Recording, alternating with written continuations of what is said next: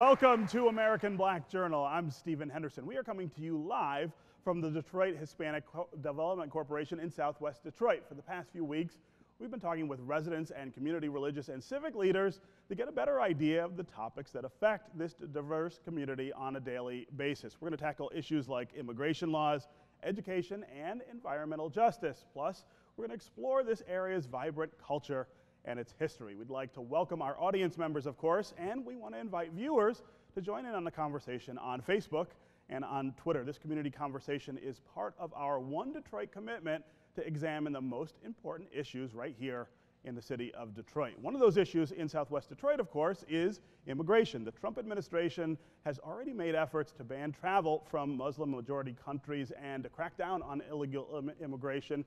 It's hitting this community especially hard because of the large immigrant community that includes Latinos and Muslims. My first guests are experts on immigration. Please welcome Diego Bonasati of Michigan United, Lawrence Garcia from Garcia Law Group, Corinne Salah, an immigration services attorney, and Asha Noor from the Michigan chapter of the Council on American Islamic Relations. Thank you all for being here. As I said up front, we face a very different environment for this question right now than we have in the recent past even. Talk about what that looks like here in Southwest. Well, first it began after the election. So people were concerned. They wanted to know what it meant that Donald Trump was now going to become president. And then you saw the reverberations in terms of policy practice after the inauguration, both implemented by the administration and then individuals kind of taking things into their own hands. Yeah.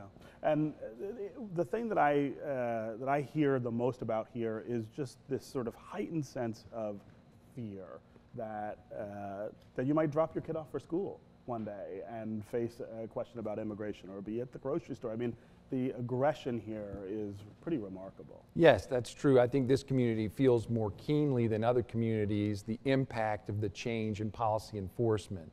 And it really is random. In the olden days, we had a bit of a standard practice or a tradition where you had some predictability into what kinds of things would make you deportable and what things would not. Right. But today, that's just not true. Folks go for these check-ins and they're deported, but not with a lot of rhyme or reason. Yeah. So I think that does lead for a level of fear and anxiety that's not like anything we've seen before. Yeah. What about the pushback here? I mean, the idea that we don't just have to accept this as the new reality. Talk about the things that are going on to try to help people navigate this new environment. So what I've been telling people is to really be prepared. So I tell them which documents to have ready at their disposal, even carry them in their cars, like their children's birth certificates, if they have any medical conditions, to have them just at their disposal. So if they are detained, they're able to quickly deal with the problem. Yeah, you know? yeah. Are you running into people who are asking that question a lot about, look, yes. how do I deal with this if it happens to me? Absolutely. I mean, at least that's most of my consults, or people coming in. They don't really have a form of relief available to them, so they're more concerned what happens to our children, if we're detained, if we're deported, and so we tell them to make sure that they have their passports ready, that they have a power of attorney, and that they have all these documents in place in case that happens. Before this presidency, I would tell people it's not an issue. I wouldn't be too worried. Now you can't tell people that anymore. Yeah, it's really different. Mm-hmm. Yeah. In the context of Islamic American relations here, I know that the U.S. Attorney's Office, for instance, had spent a long time in this community trying to build better relationships with the Muslim community here in Southeast Michigan. It seems like this is a pushback in the other direction. Talk about what damage that might be doing to those efforts. Absolutely. We see a lot of folks in the community, again, as my co-panelists have stated, who have been a little bit hesitant to live their daily lives. We've come across individuals who have been fearful to even call the police if something happens to them. We recently did a Know Your Rights training at a mosque, and many of the refugees were afraid of calling the police. because there's a lot of uncertainty when it comes to these bans and these new policies that discriminate against Muslims. So I would say, although that the community has been trying to have better relationships with law enforcement and the government, this has essentially been 10 steps backwards. Yeah, yeah. What does it look like from sort of an internal aspect here in Southwest Detroit in terms of the way that different organizations sort of relate to each other and relate to the people who are affected? As I said in the open, this affects Southwest differently than everybody else. Sure. Well, organizations are connecting and doing things like coordinating on Know Your Rights presentations, on who's actually taking removal cases, and that sort of thing, right? So there's a lot about getting the word out. And sometimes you get things, you know, like the raid that happened there was a cockfight at 75 and Springwells. Yeah. And people were sent to Youngstown, Ohio. Their cases are being heard in Kansas City, Missouri. Right. Right, and the case was actually here. And so people were sharing on the Michigan Coalition for Immigrant Refugee Rights listserv, sharing that information to be able to get clients in contact with their families. Yeah. This is new and this is different from what we've seen before, but talk about the larger picture of immigration in this country. This is not a brand new issue. We've had deportations before, we've had issues with immigration. Put this in that context. Well, every enforcement policy has had some kind of philosophy or rationale behind it, because like I say, the laws really haven't changed, but the attitudes changed. And I don't think there's any way to explain the current state of affairs other than the hostility towards immigrants. Yeah. If the current administration is trying to do anything other than drive non-white, non-Christians out of the country, then they're going about it wrong. But I think that's the philosophy that explains the enforcement that we're seeing. Different. Okay. Thanks you all for being here. We're going to continue this conversation and provide some helpful resources in just a few minutes. But first, let's go to my colleague Terrence Wheeler, who grew up right here in Southwest Detroit, and he has a resident who has a personal story involving immigration. Terrence? Thanks, Stephen. We join with Cindy. Cindy, first of all, thanks for joining us. Please walk us back to what happened to your family around 2008. Well, it's like all immigrant families go through. We had the constant fear of thinking, is daddy gonna come home? I'm a US citizen. My husband was born in Mexico. And my kids, I felt like they deserved more, a better opportunity. So we decided to go ahead and apply for his residency. We thought it was gonna be a seamless process, but it wasn't. It actually felt like we had to earn the residency. He left on Easter Sunday. And I remember not going to Mass that year because we sat back and cried.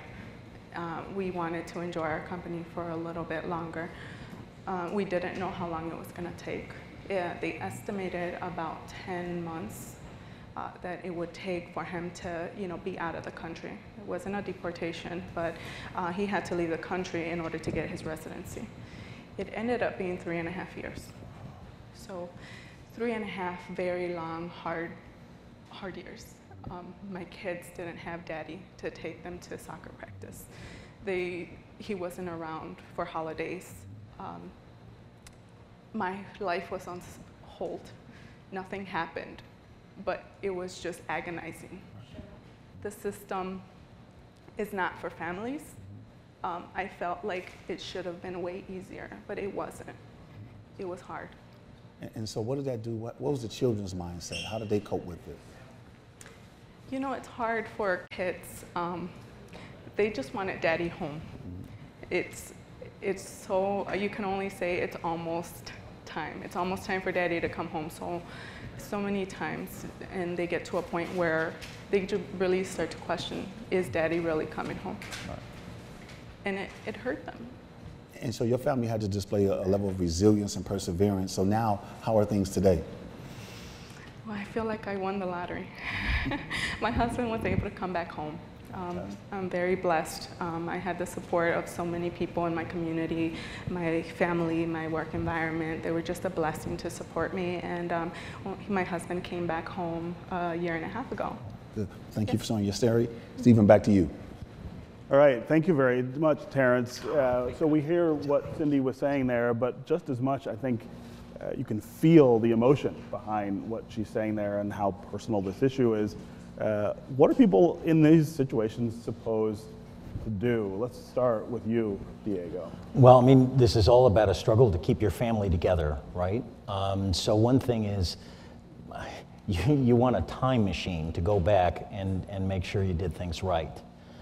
So the first thing is to get good advice. Go to a trusted community organization or to a law firm that you know has a good reputation in the community and find out what the path is.